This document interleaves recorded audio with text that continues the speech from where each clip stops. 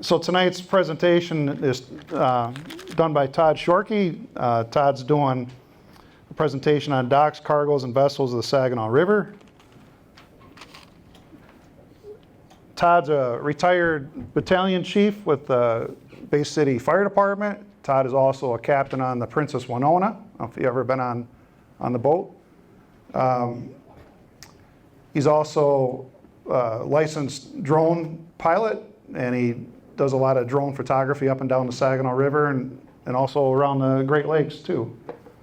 He's a photographer, and he also maintains this Saginaw River vessel passage log. I don't know if anybody's ever seen that on the internet.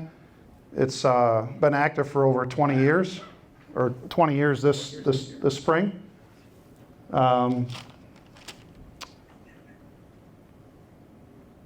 Todd's also a lieutenant and EMT with the Portsmouth Township Fire Department. I think I covered everything? I think so. All right, well, I'll turn it over to Todd. Thanks, Todd. Yeah, thank you.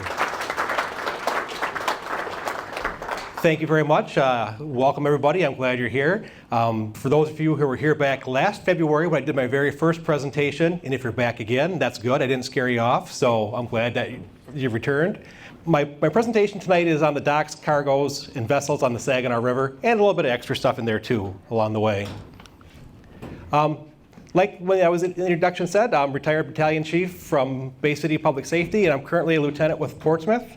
There's my family there on my retirement day. My wife Marla, my twin children Emily and Ethan. They're going to be 21 in May. I can't believe that already. Like I said, captain of the Princess Winona. There's my salty captain look with the beard. And I'm also, I was a deckhand on the Tug Manitou until this year. Some of you may or may not have heard, the Tug Manitou has been sold to a different company. They're with Ryba Marine now, and the Malcolm Marine has gone out of business. So my tug days are over, and that's good because one less job I have to do, so I'm happy about that.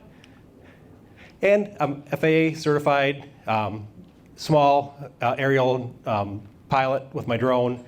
That allows me to get these great shots along the river and do these presentations. So I was asked by a couple of people to give an update on the lighthouse. These are just some pictures. I don't have any information about the restoration itself, but just some pictures showing before and after. This was taken in 2010 on the Princess Winona, kind of showing the condition it was in before restoration started. Here's a few more shots. Just before the restoration started, you can see the paint peeling off the lighthouse and the cement work decaying. And then in July of this year, they had it covered and were doing environmental work on it, getting all the hazardous stuff off of it, sandblasting it, getting it ready. They removed it in August. You can see the scaffolding that was covering the lighthouse, and you can kind of see that new look of it, the natural brick color coming through.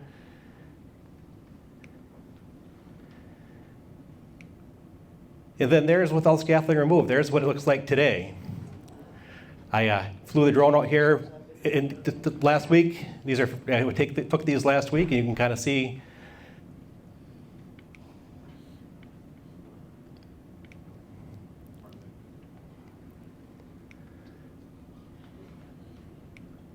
She's really looking nice. So still a long way to go, a lot of work that still needs to be done, but that kind of gives you an update on how the lighthouse looks now after the restoration on the exterior. You can see new windows and new paint, and on the lantern room, new roof.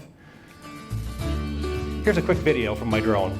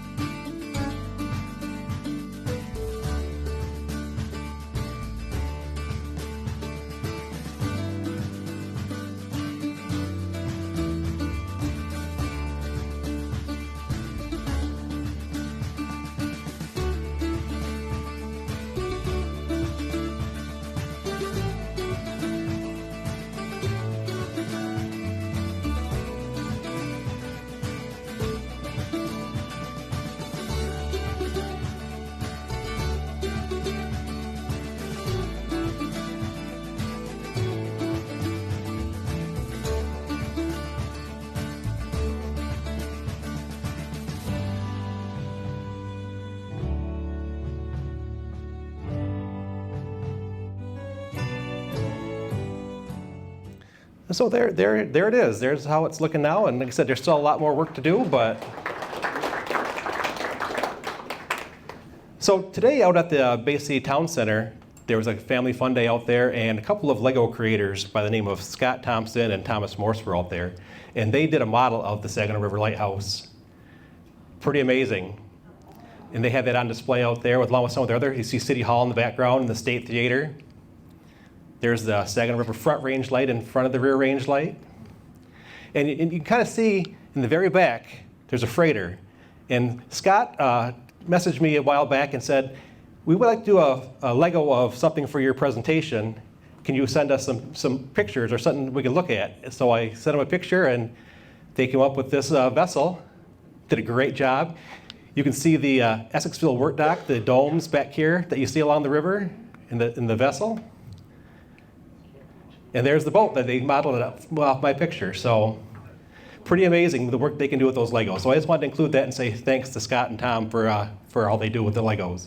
All right, now on to my program of the ships and docks of the river. There's the Saginaw River, and you can kind of see the start of the channel out in the river. It's 14 miles out from the mouth. And right along here's the old channel that used to be in effect. That's when the lighthouse was used. It was a different location, so the range lights would line them up. And this is the new channel here. The Saginaw River is formed by the confluence of the Tittabawassee, Cass, Flint, Shiawassee, Pine, and Chippewa rivers, and it flows north. It's one of those oddball rivers, one of only 48 in the United States that flow to the north, flows the opposite direction of a lot of rivers. So kind of an interesting fact. The channel is 14 miles out with light 1 as a fixed buoy, and it comes into the mouth of the river, and then it goes another 17.8 miles up to Saginaw. And the Corps of Engineers is responsible for dredging the channel. It's 27 feet at the mouth, and it goes up to 22 feet at the end at the 6th Street turning basin, so it gets shallower as you go up river. So that ships have to account for that. A lot of times the vessels will come in and they'll do what's called a split load. They'll unload part of their cargo here in Bay City and then the other half up in Saginaw. So that's one of the things they do to come in deeper and still be able to make it up the river without grounding. Just for comparison, back in 1868, there's a logbook from the 3rd Street Bridge that showed a number of vessels passing through the bridge. You see 326 steamships and almost 1,700 tugs. It was an average of 86 vessels passing through the 3rd Street Bridge every day. In converse, so far last year in 2023, there's only 171 for the entire year. So you can see how busy the river used to be back in the heydays of the lumbering era and everything that went on back then.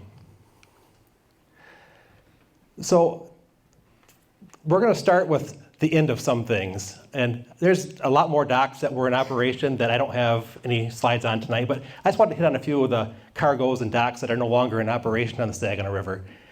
Exporting of grain used to be a big thing on the river, and that hasn't happened in quite a while now. This photo is of the Willow Glen, looking back towards the stern, going through the 6th Street Bridge up in Saginaw. It was taken by Captain Halst in 1983, and thanks to Dave Story for this photo.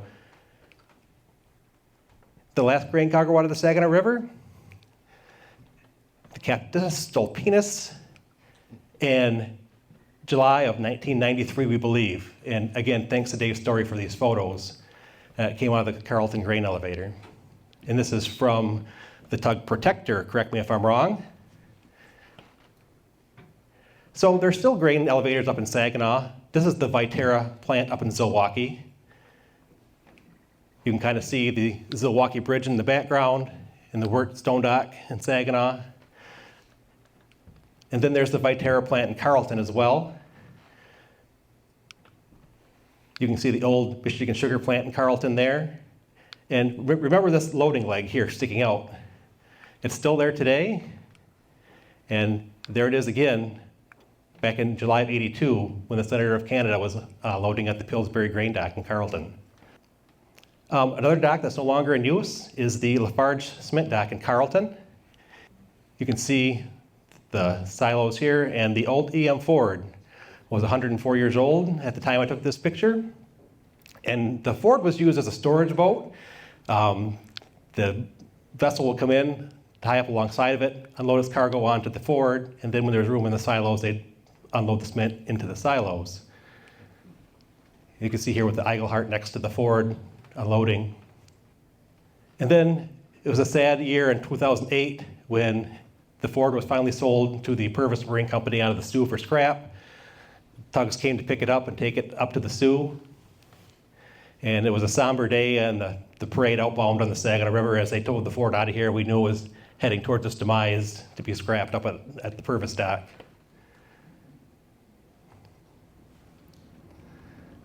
The last delivery to the Lafarge dock in Carlton was April 2nd of 2012. It was the Samuel D. Champlain and Innovation tug and barge combination that's very popular still today on the Saginaw River. You can see now it is now city sewer cleaners. You can see all the porta potties there, the sewer cleaning trucks and everything else. So the next dock is a famous dock in Bay City, the Marathon Fuel Dock, or previously known as the Total Petroleum Dock in Bay City. The tanker Gemini, which is a fleet mate to the tanker Jupiter and the Cleveland Tankers line, unloading there. They unloaded unleaded gasoline at that dock.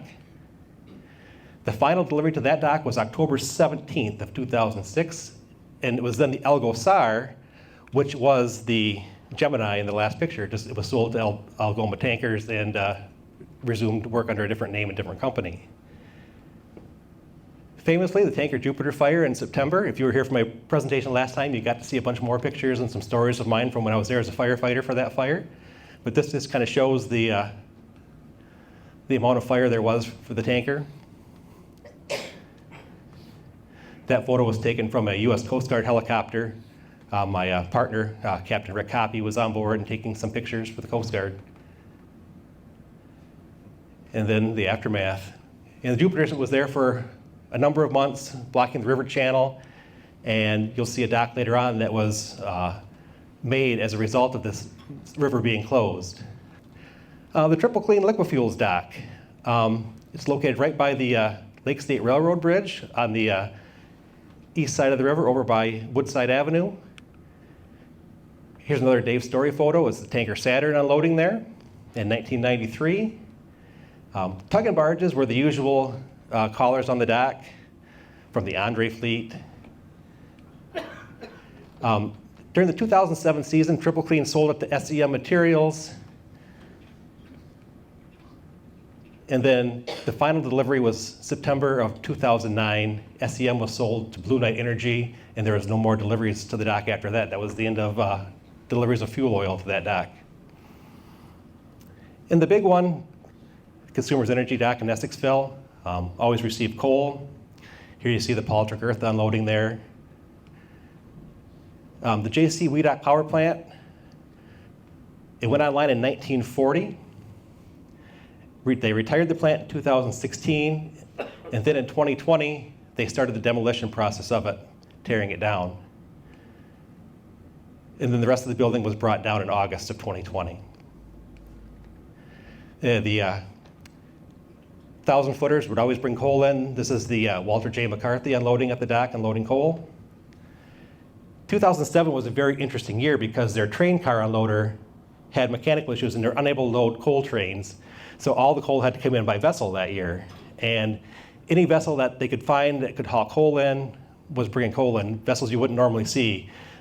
Smaller boats like the Leitrig Eartha shown here, the Dorothy Ann Pathfinder, the St. Clair, all sorts of boats were bringing in coal that you'd normally not see on the Saginaw River. So it was an interesting year for sure.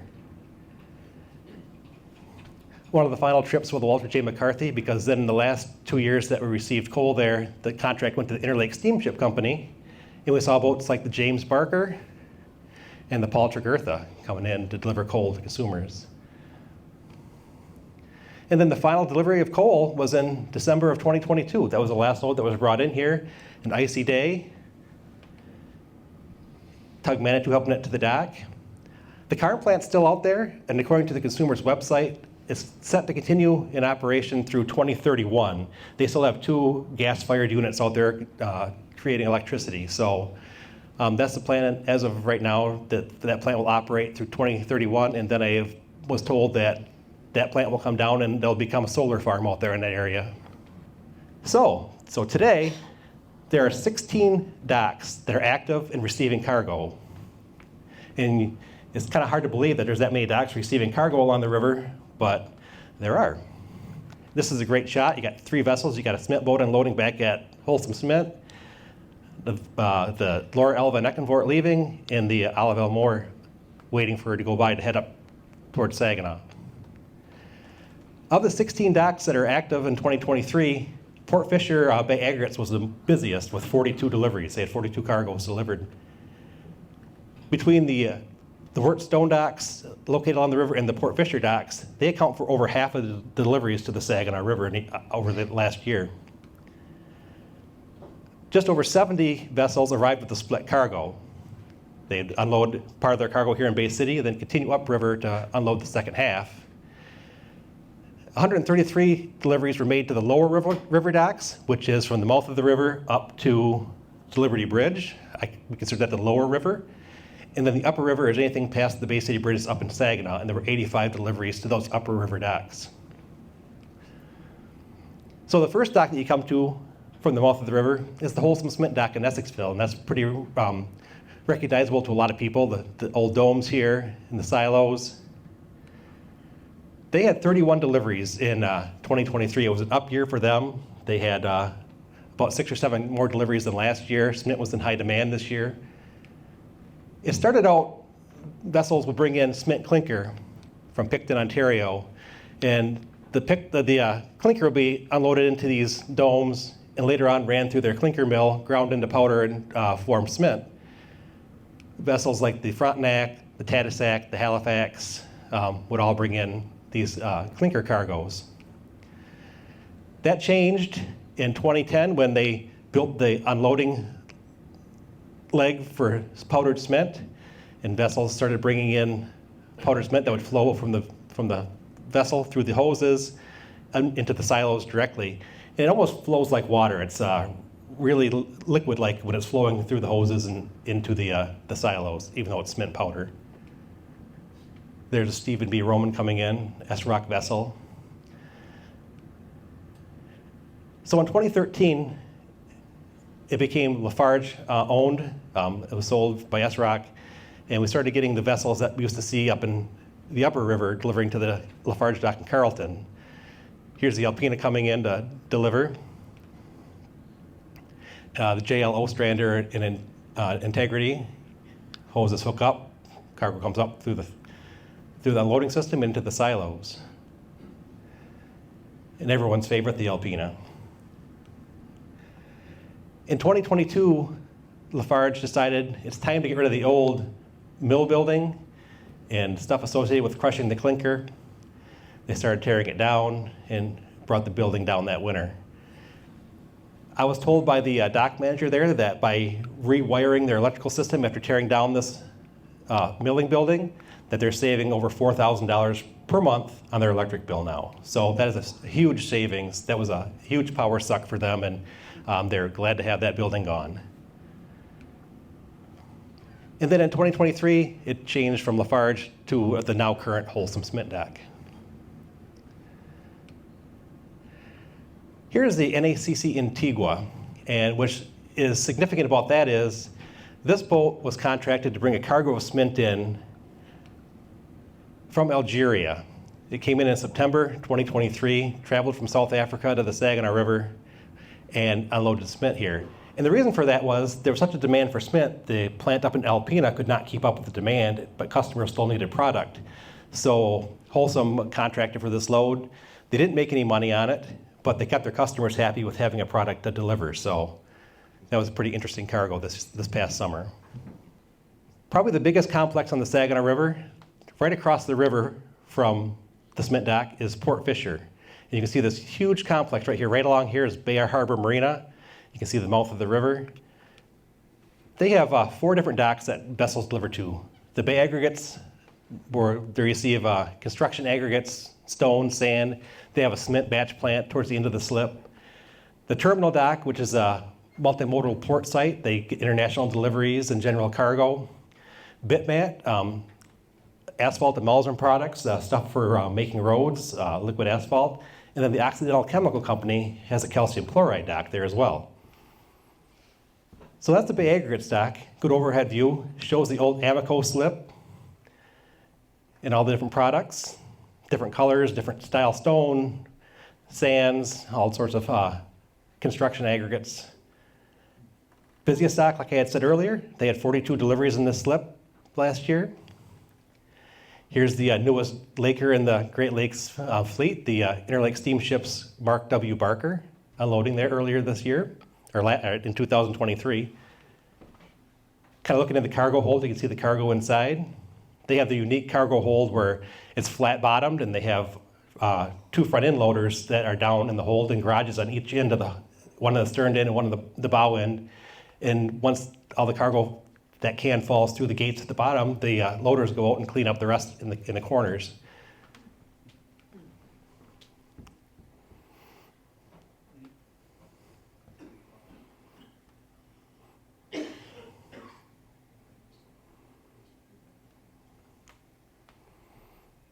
So you can kind of see, we get quite a variety of vessels from both U.S. and Canadian that deliver there. Right next to the Bay Aggregate slip is Bitmat. They take the liquid asphalt products that come in. You can see their storage silos, or storage domes, I should say. They only had 1 delivery last year, which is kind of unusual for them. They usually get, in past years, 10 to 12 deliveries by vessel, usually by the bright red Ivorbright. But a lot of their product comes in by train as well. It gets delivered by train car. So here you can see a tug barge unit docked in the slip, in the discharge pipe coming off. There's the Ivorbright and the pipeline that runs over to their storage tanks.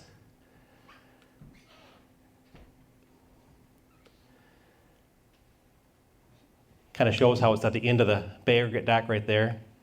And then there's just a quick video that kind of shows the overview of the whole area at sunset.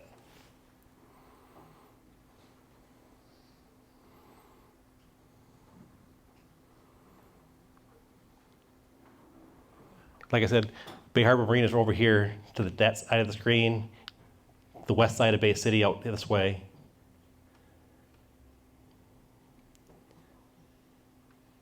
Coming around, you see the tanks for Bitmat right here.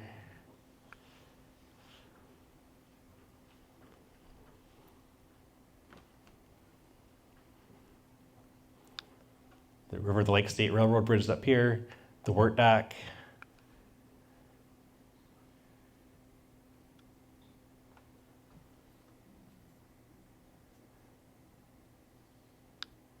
Smith Park, Burroughs North Dock, and then the cement dock. This is the tug Manitou helping Ivorbright out of the slip, getting her turned to head out towards the bay. One of my favorite pictures right there that I've taken with my drone. And then that's when I was working on board the Manitou. Deckhand Kevin Doyle stand and watch as we're helping the Ivorbright into the slip.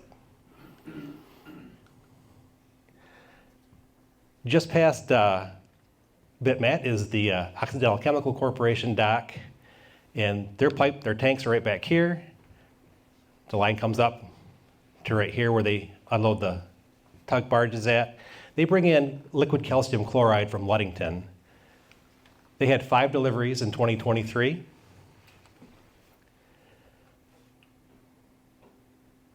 That's the tug Candace Elise with the barge Robert F. Deegan.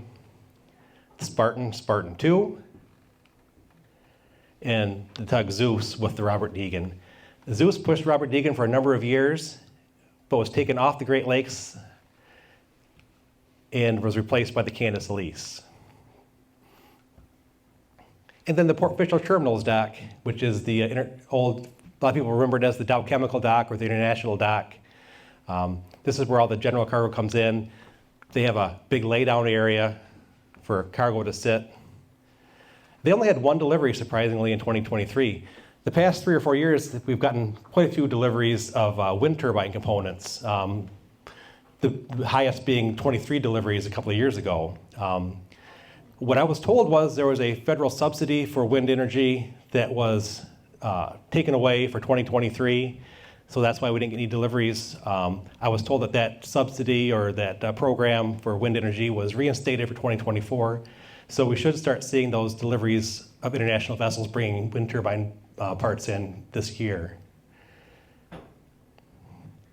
one of the heavy lift vessels unloading an industrial cargo there back in 2002. You can see a vessel with all the wind turbine tower sections. A lot of times they're referred to as cans. They look like a big pop can.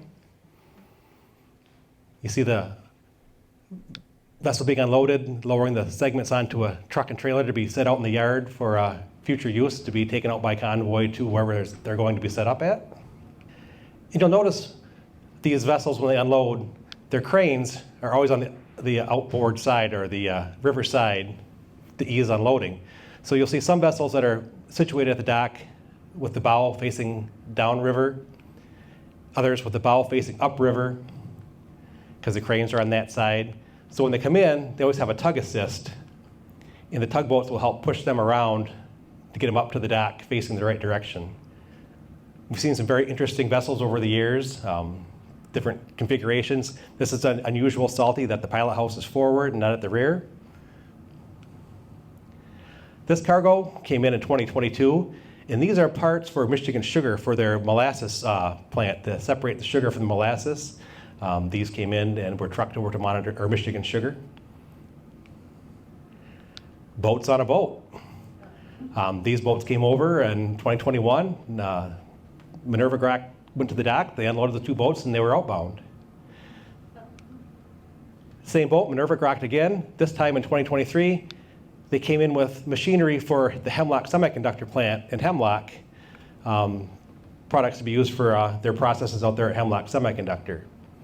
So you see all sorts of crazy stuff coming in, anything from, like I said, industrial machinery, windmill parts, and pleasure yachts. So also at the Port Fisher dock, they use it as a drop-off site.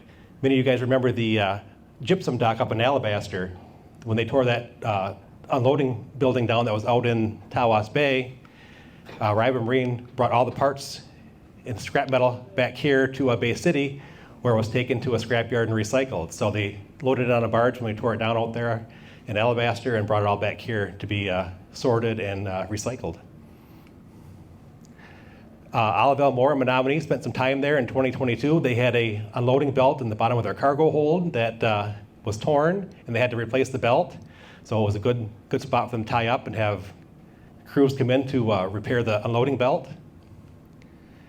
U.S. Fish and Wildlife Service vessel Spencer Baird comes in and will dock here during the summer when they're doing research and work on the Great Lakes. They'll load different cargo here, experiments, whatever they need, resupply. So they've been here twice a year, the last couple of years. And then another interesting project was the electrical power line that got damaged in the Straits of Mackinac. A vessel dropped an anchor on it, dropped some of the power lines. So they brought in new power line. You can see it being unloaded off the Melissa. That's a big power cable to be put down at the Straits of Mackinac. It's being wrapped on this large spool on this barge. You can see the guy standing on it, so you can see just how big that power cable is. And once it was loaded, they took the cargo up to the Straits and laid the new power line.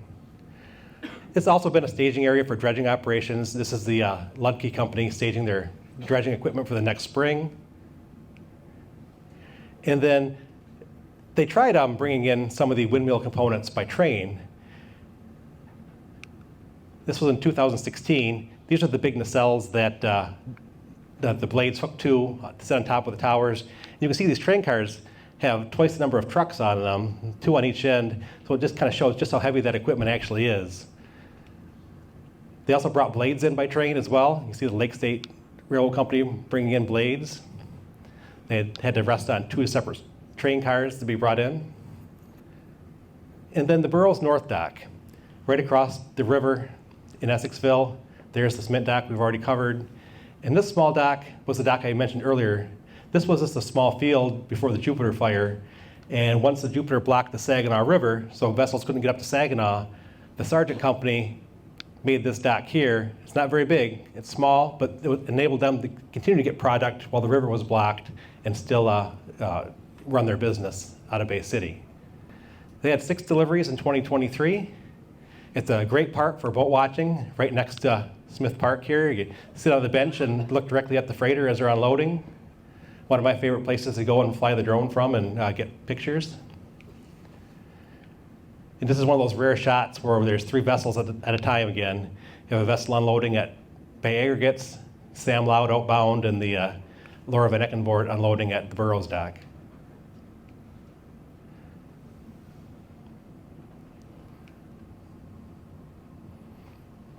This larger stone is known as sugar stone. It's used in the process of refining sugar beets into sugar at the Michigan Sugar Plant.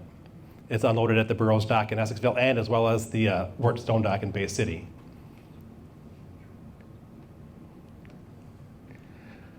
The Wirt sandstone and fertilizer dock in Essexville, you can see the relationship to all the other docks.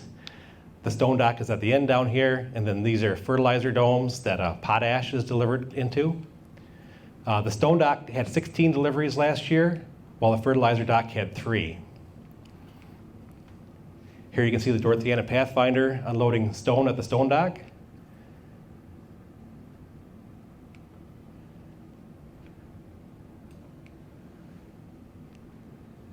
The Saginaw on her namesake river unloading at Essexville Wirt.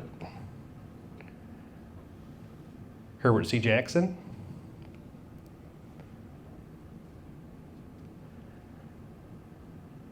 And then the Algoma boats are usually the ones that bring in the fertilizer, the potash. You can see them unloading into the dome. This cargo was a particularly interesting one. You can see the small mini excavator down in the hold. The cargo got wet and got sticky. They had a hard time getting the product unloaded. So at one point they had 2 excavators down in the hold unloading cargo, trying to break it apart and get it on the belts and out into the domes.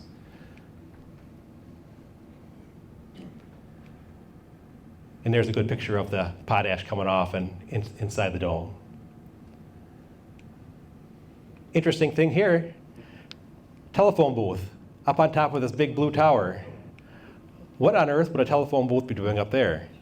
There's no telephone in it, but it's a good conversation piece for sure. I know on the Princess Winona, we go by there and we always point it out to our passengers, hey, look at that telephone booth up there, and everyone kind of speculates on what it was for, but talking with Doug Wirt, he said it was put up there, 1, to help get workers out of the weather when they were using it, and 2, he said, specifically for a conversation piece when people went by on their boats to talk about it. So that was the answer I got from Doug. And then the final dock on the lower half of the river, the Wirt Stone dock in Bay City. It's a longer dock, one of the bigger docks on the river. You can see the Banks area here in the background. They had 32 deliveries in 2023. They were the 3rd busiest dock on the river. You can see the silt that these boats kick up when they come in.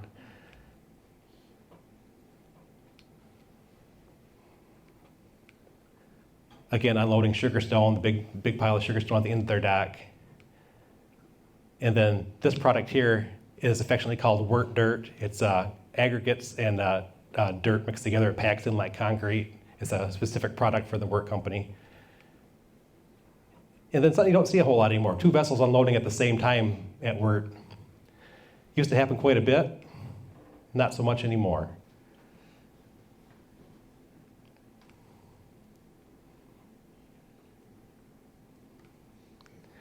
Interesting fact about the Wirt dock is that they had a turning basin at the end of their dock on the far west end.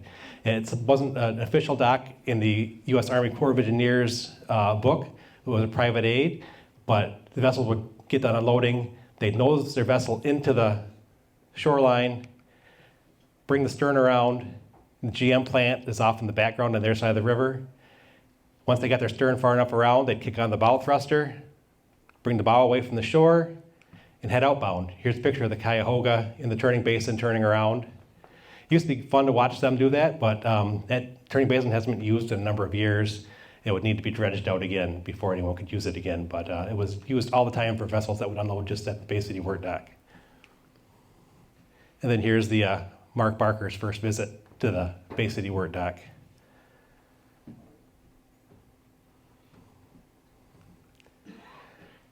So my last presentation, last February, I had some pictures of me when I got a trip on the Joyce Van Eckenvoort and Great Lakes Trader heading up from the Wirt dock in Bay City to the Wirt dock in Saginaw. This June, I was fortunate enough to get a ride on the Mark Barker from the Bay City where it docked up to Saginaw again. Here we are leaving the dock here in Bay City, passing through Liberty Bridge and the train bridge, passing my other boat, the Princess Winona, as we head through downtown Bay City.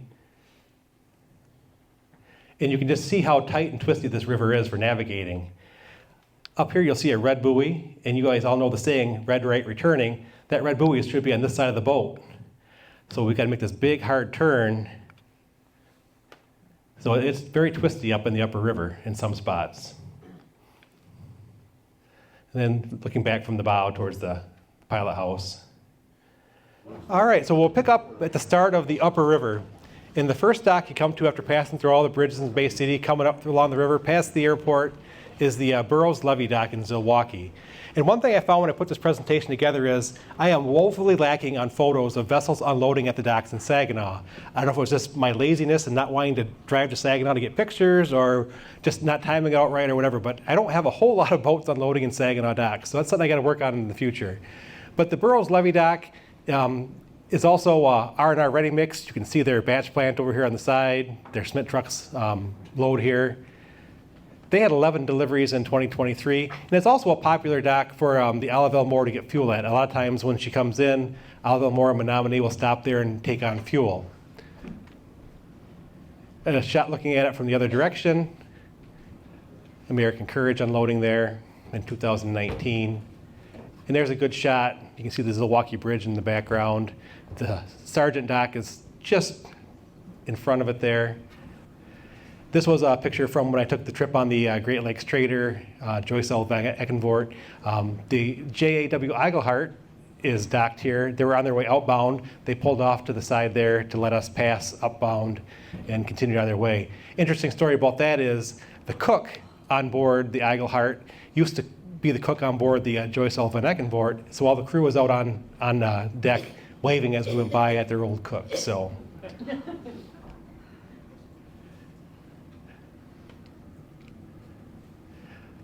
Sargent Dock, just before you get to the Zilwaukee Bridge.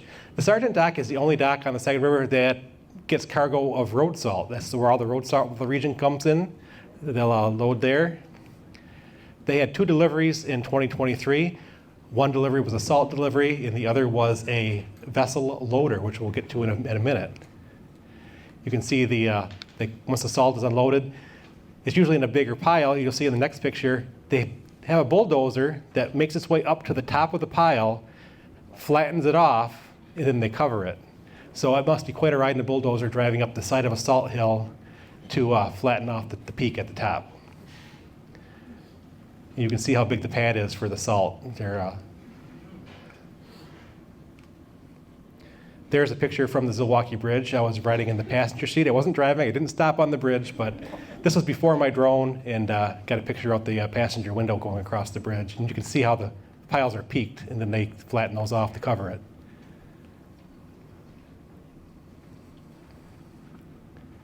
And there's that ship loader I was talking about. The Sargent Dock took delivery of this ship loader with the premise of being able to load vessels at their dock.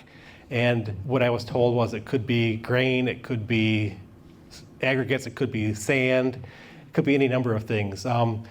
They delivered that dock, that unloaded to the dock, and it hasn't moved since then. They really haven't done anything with it. So hopefully we see some action and they load some boats at the dock for taking cargo out of here. That would be the first time in a long time that anything would be exported from the river. So fingers crossed that we see that ship loader in action at some point.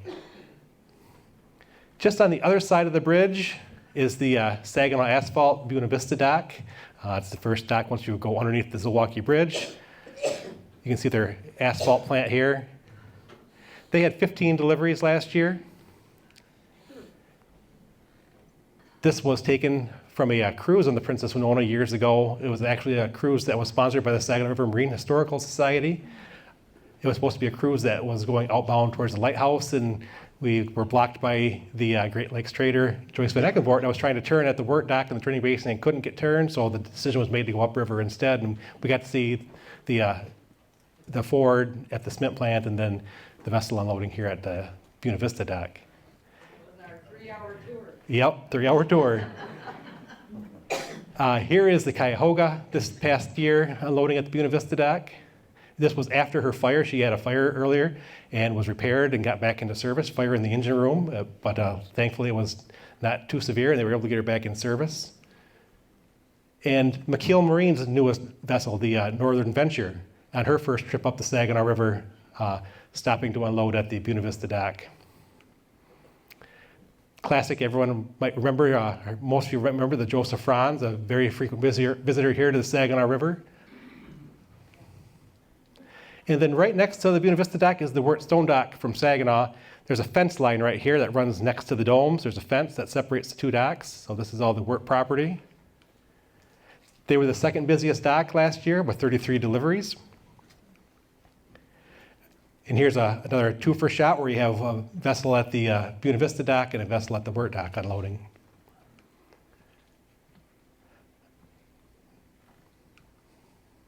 And this was from my trip on the Barker. We stopped at Saginaw Wirt to unload, and this was as they're putting the boom out.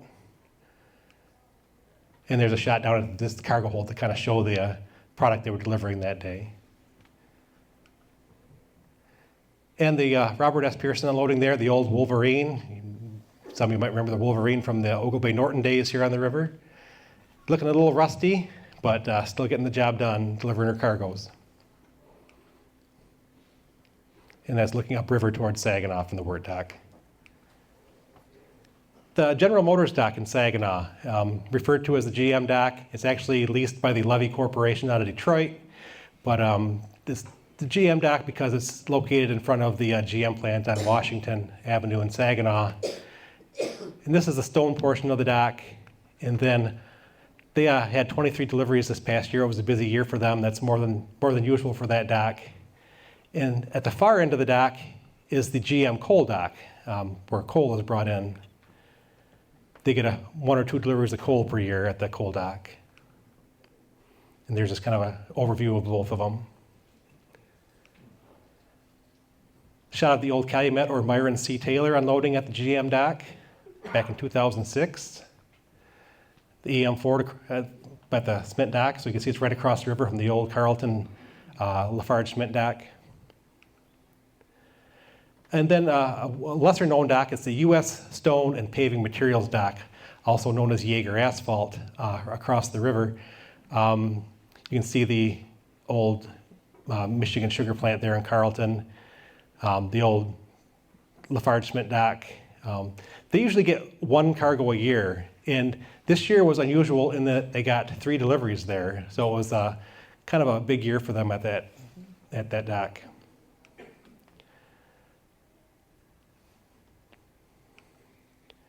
And then the final dock of the upper river is the Saginaw Rock Products Burroughs Saginaw dock. And this is the one dock I have no pictures of a boat unloading at. No matter how hard I looked, I couldn't find any vessel pictures of them unloading there. They had 20 deliveries this past year.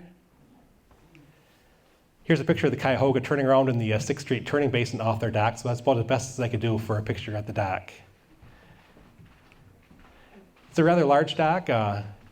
Busy dock. They got the cement batch plant there for Saginaw concrete.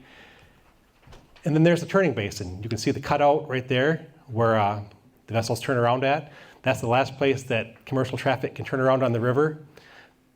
There's a train bridge just upriver that's fixed, and the river's not deep enough, and all the other fixed bridges through Saginaw. So that's the turning basin. So those of you that get the MODOC whistle, you will notice that in each issue that there's vessel passages in the Saginaw River. And this is kind of how I go through and do that. This lists every dock for last year, the amount of cargoes each dock received, with Port Fisher being the busiest at 42, and Port Fisher terminals with 1. There was a total of 244 deliveries on the river. There was 171 passages, but there was 244 deliveries due to vessels unloading at more than 1 dock. And you can see when I first started, my first year, there was over 300, almost 340 deliveries that year, my first year keeping track. And we kind of went through a a decline period, and we kept going down, and then we're kind of back on the rise again now. So the last couple of years have been kind of rebounding. The owners of the docks in the Saginaw River and the Saginaw River Alliance are always looking for ways to diversify, get new cargoes into the Saginaw River, bring in new products, whatever they can get by delivered by water. So, Queen of the Saginaw River, the Olive Elmore Menominee. Love her or hate her, she is the busiest boat on the Saginaw River. We see her all the time. 39 visits last year, 654 visits since 2006. So she is here a lot. She is distinct. You can hear her diesels thumping when she comes in. You can hear her from miles away. So, and then there's the log that I keep. Shows all the different docks. If it's a 1 and a 2, that's a split load. Half the load was delivered here, half the load was delivered there. How many times the vessel's been here, what delivery number that was for the year. So that kind of breaks down how I keep a record of that. And one wonders, why does someone want to keep a log of every vessel, every dock that a boat's delivered to? It seems like kind of an intensive and boring process. But I just think of it as kind of a piece of history. I mean, 50 years from now, someone can look back on this and see these boats that are no longer around and kind of look back at this little piece of history. So I kind of enjoy just keeping a record of all these boats. It was difficult when I started because AIS wasn't around. AIS is a system where every boat has a transponder on it and it's tracked online. I used to have to listen to a marine VHF radio all the time, listening for the boats giving security calls, coming in on the river, telling the bridges where they're going, looking for bridge openings, and then having to track them around and see where they're going. And it was very hard to do. Now, in today's modern age with AIS, it's so much easier to track these boats. So since 2005, in 19 seasons of tracking these vessels, there's been almost 3,400 commercial vessel passages on the Saginaw River, which is a lot. So here's that AIS I was talking about. This is the tug North Dakota. It's docked at the Carlton, it's old cement dock in Carlton, and his name is there, and if you click on it, it'll show you the size of the vessel, the speed of the vessel, if it's moored, if it's at anchor, if it's underway, where it's headed to. So that makes it so much easier now. And then you can come in on satellite and actually see where the vessel's docked at. So it's definitely revolutionized tracking the boats on the Saginaw River for me. So there have been some experiments over the year. Like I had mentioned, they're always looking to diversify. In 2006, the Onega Merchant brought in cane sugar, processed cane sugar from Mexico. And it was delivered to the Sargent's dock in Saginaw. And the export cargo was supposed to be beet pulp from the Michigan sugar plant to take over to Europe for feed for cattle. They only did it the one time. Evidently, the economics didn't work out for it. So it never took off, but they gave it a try to see if it would be something that would be feasible. So that was an interesting experiment. Then liquid ammonium nitrate. This was brought to the Port Fisher Terminals dock. Again, fertilizer for farm. And I actually got myself in trouble with this because I posted on my Facebook page and stuff that these boats were coming in delivering liquid ammonium nitrate, which at the time got people worried about explosions and terrorism and things like that. So they had me stop using that name and just say liquid fertilizer. But it was liquid ammonium nitrate that was brought in by these ocean-going vessels. And they did that for about 3 years. And again, they must have found something more economical or a different way to do it because they haven't brought any more in since then. But these are the ocean-going tankers that came in with that product and unloaded at Port Fisher.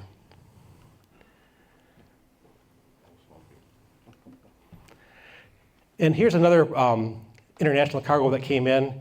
The ocean-going OXL Lotus came into the Saginaw Bay with a cargo destined for consumers' energy of equipment for their power plants.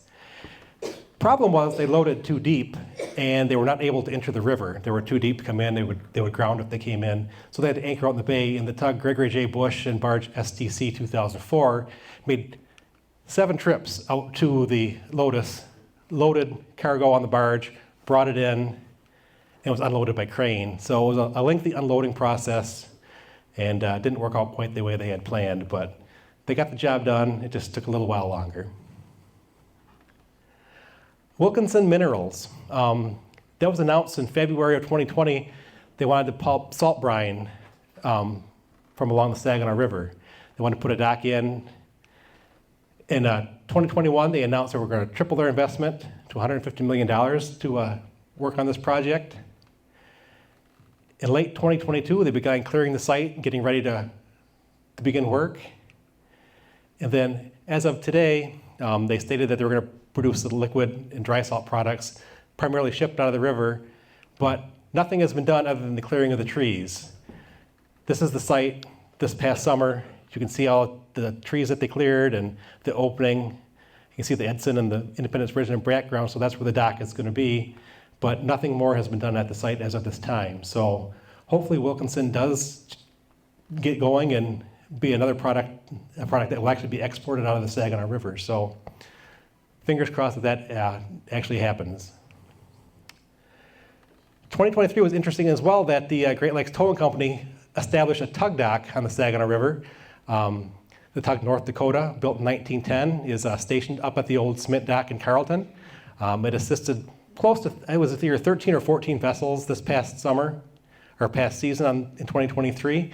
And they have plans for the North Dakota to stay here for the foreseeable future. As long as there's demand for the tug to be used, they're going to keep it here. So in the past, we've had the Gregory J. Bush, but that tug is out of inspection and hasn't been used in a number of years. It's docked up there at its Carlton dock with the Barbara Mary Bush next to it. Here's the North Dakota assisting the Iverbright into the bit mat slip.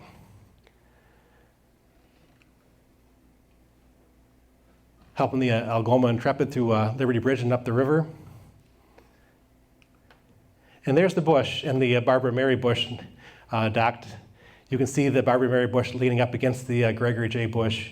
Like I said, those tugs haven't moved in a number of years, and I'm no idea what the future is of them at this time. So the Coast Guard, they maintain all the aids to navigation on the Saginaw River, all the buoys. They change them out at the seasons in the winter and in the spring. The two main Coast Guard cutters on the Great Lakes is the Adler, which was changed out last year, and the spar is now in its place. This is the Coast Guard cutter spar. Adler went for a refit and reassignment to another location.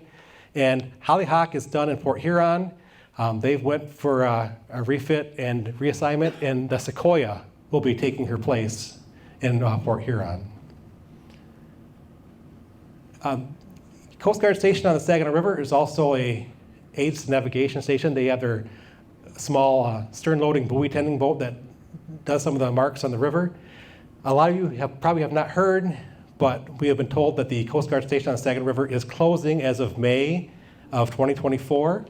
There will be no more rescue capabilities out of that station as of May, and it will remain open as a training station. They will do training out of there, but they will not have crews on hand to respond to emergencies anymore. The nearest stations will be Tawas and Detroit. So, maintenance dredging operations on the Saginaw River. There was no maintenance dredging on the Saginaw River in 2023. Nothing was done. Some of you may have heard that the Ludke Corporation went out of business after a number of years. Ludke was a very busy company working for contracts on the Saginaw River. They've went to auction and sold off a lot of their equipment. And we'll see. I don't know if anything is scheduled for 2024 for dredging on the river, but as I said, as of 2023, there was nothing done last year. And this is just they're unloading their mud scow at the pump-off island out there in the Saginaw Bay. Kind of an interesting picture here. You would think that the freighter hit the sailboat coming up, but that freighter is actually aground off Betts Park. It was loaded with salt for the Sargent Dock in Saginaw. It was waiting to be unloaded, and the sailboat Dolphin came around the front of her, and something happened and made contact with the Alga rail.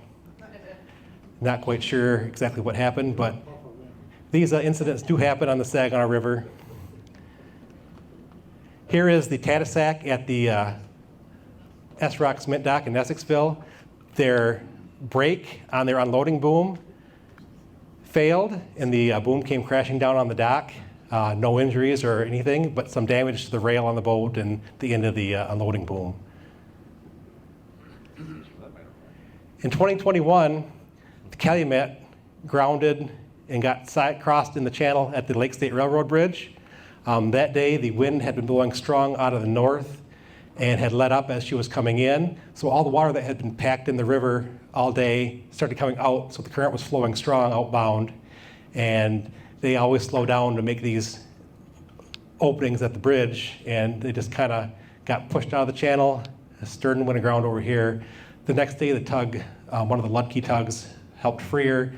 No damage, but it was a long night for the crew of the Calumet, having to sit there. And then this past summer, Cuyahoga was outbound on the Saginaw River. Liberty Bridge would not open, or could not open. They had problems. You can see her hard astern. You can see all the silt being pushed forward as she's trying to stop to avoid hitting the bridge. She ended up getting stopped, but when she started going again, she didn't have a whole lot of speed going, and you need to be having some way going to have good steering. You can see her bow thruster working to get her off the bridge, train bridge. She ended up coming alongside the protective dolphin there. So there were some very choice words from the captain of the Cuyahoga on the radio that day that they had these problems with Liberty Bridge not opening. And then that's me on the bow of the Manitou. We had just assisted the Melissa off the Port Fisher dock, and they were giving our line back to us. We always put a line aboard. And when we put a line aboard, they drop a monkey fist down, and we tie our line on. There's a loop on the end. They pull it up. And when they give it back to us, they're supposed to tie it back on and lower it down to us. Well, they didn't take that extra step, and they just dropped the line off the boat. And of course, it landed over the fluke on the anchor. So we were effectively attached to their boat then at this point. And you can see the bend in my boat hook here trying to get that loop off their anchor. Wasn't strong enough. I actually ended up having to climb up on the bow of the boat, getting closer and reaching over the side and pulling the line off by hand before we could get off the Melissa. Just some of the things that happen. You got to be careful out there, and you never know what comes around the bend next. So,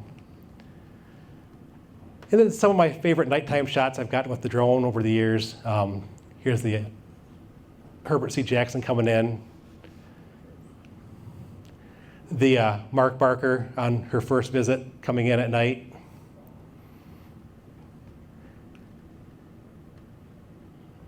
Algoma Compass, the old Adam Cornelius, outbound by the Sheboygan Creek. Sam Loud heading out on the 4th of July weekend. You can see all the recreational bouldering traffic. Another shot of the Barker coming through downtown Bay City. One of my favorite nighttime shots with the city all lit up in the background.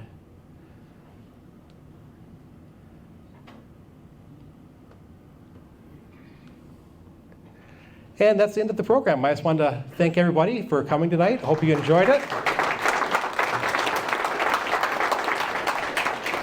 Here's some links if you need any links. My pages, I have a Facebook page called Saginaw River Images. I have a blog, an Instagram page called Saginaw River Images. There is a station to monitor the water level on the river and weather at Light 1 out in the Saginaw Bay. And I also wanted to mention, there is a live camera for the Saginaw River on YouTube. If you do a search on YouTube for Saginaw River Live Cam, there is a live camera located in Smith Park in Essexville that's active, and you can actually go back 12 hours if you want to see what's happened overnight or whatever. So it's a good reference. So thank you again. Hope you enjoyed the program, and if you have any questions, I'd be willing to answer them. So. Okay, is there any dredging happening in the river? Currently, like I said, there was no dredging last year, and there's currently none going on right now. I have to check the Corps of Engineers website to see if anything's scheduled for this year or not, if there's any contracts been awarded, but as of right now, I don't know if any that's going on. How many classic freighters are left that come up the river, the old classics? Not a lot. The Saginaw River is very tug barge oriented now. A lot of the cargoes are tug and barge. We still get like the Herbert C. Jackson and the Cuyahoga and the Saginaw, but that's really it for the classics. There's not a whole lot of classic stuff that come up here. Most of the newer stuff. I understand they're trying to get money right now to dredge the Cuyahoga River. Yeah, I'm not familiar with the Calcallan River. It probably needs it, but like I said, I'm not sure on that. So, yeah. So when was Malcolm Marine, talk a little bit about when were they sold? Okay, What happened to Malcolm? it just happened. I worked with Malcolm Marine for 3 years as a deckhand, and the Malcolm family, when I worked with them, had talked about being done in 5 years. There's no one in the family that wanted to carry on the business after Captain Dave retired. So that was basically it. There was no one else that wanted to continue on the business. And I guess RIBA gave them a good offer on the Manitou. They just dropped the Manitou off probably 3 weeks ago to Sheboygan for RIBA. They did their last job was taking the buoys out in Tawas and then breaking some ice in Alpena for the cement dock. And then they took it up to Sheboygan and dropped it off, and that was it. So they've effectively retired the business as of a couple weeks ago. So did you say that Great Lakes Towing is now starting to establish a presence? Yep, they're leaving the Tug North Dakota right here on the Saginaw River, Great Lakes Towing. And I've talked to one of their workers there, and I asked how long is it going to be here for, and they said as long as there's demand and we use it and we're making money, we're going to stay here on the Saginaw River. So there's no timeline involved, but as long as they're making money and staying busy, they're going to keep the tug here. What do they do, set their crew up from Detroit? Yep, they get their notice that they have a job to do, and they'll come up from Detroit. Yes, sir. Todd, there's the ship Alpena that comes into the Holson dock and that's still, does that start its trip in Alpena, Michigan? Yes, they load at the usually at the dock. There's occasions where they'll do a split cargo. They'll take part of the load to Detroit and then come up to Saginaw, finish unloading, and then go back to Alpena to reload. That happens on occasion, but if they need a full load here, they'll bring a full load from Alpena. Otherwise, sometimes it'll be a split with Detroit and Alpena. Any other questions? All right, well, thank you guys. I hope you enjoyed it, and thank you again.